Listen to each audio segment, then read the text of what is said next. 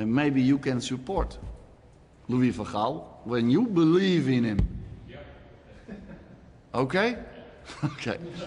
Was a fantastic end. The theme of the show to some degree today has been that everybody's overreacts to situations after Arsenal's defeat. They're suddenly not going to win the title.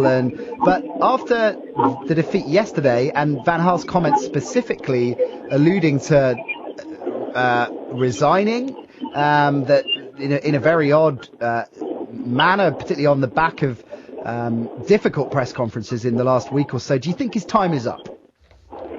Yeah, I do think his time is up, chiefly because I've got a few reasons for this, actually. Firstly, you can't show your underbelly to the press in the way that he did the other day. I mean, can you imagine Alex Ferguson ever doing that? That would never happen in a million years. This kind of poor me thing is just not fitting for a manager of a big club. You can't play it like that, and he looks wounded. And I think there's a correlation between Louis van Gaal's dishevelled hair and our results. Because I've noticed that since we started getting beat, his hair's been all over the place.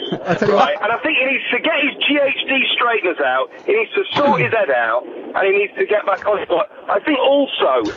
you're right. You know what, Lee? You're spot on there. My hair's never been the same since Leeds got relegated from the top division. You absolutely. I used to look like Purdy off the Avengers. I think Louis van Gaal's dishevelled hair is a great name for a band as well. I actually think that is the sort of way you should be looking at how clubs are performing. Hair. The manager's hair. I mean, I'm clutching at straws, boys, is what I'm doing. I mean, I literally am, I mean, I feel that, Rooney kind of lost form when he had a hair transplant. It was the reverse Samson effect, with him. So I hold a lot of store by these things, I'll be honest with you. Lee, Rooney It's all on the bounce. Changed, but I believe that they should give Giggs a go. I think that's what's going to happen. They're going to give Giggs a go. It won't be Mourinho. Is that because of his the short time that Giggs spent as caretaker manager, or because of his hair? I think it's follically based, this decision, sure, as I do with all of them. So no, I think that Giggs has earned it, and I think that to give him till the end of the season, I think the conversation that's probably going on now is with Giggs, and I think it's we're looking at bringing in. We're going to try and usurp City and try and get Guardiola in, because I don't think Mourinho is in the picture. I think if he is, I think we're in trouble, because that would become every other sort of club in Europe if we're going to get Mourinho, and I think it's a panic move that. Well, also he has shaved all his hair off.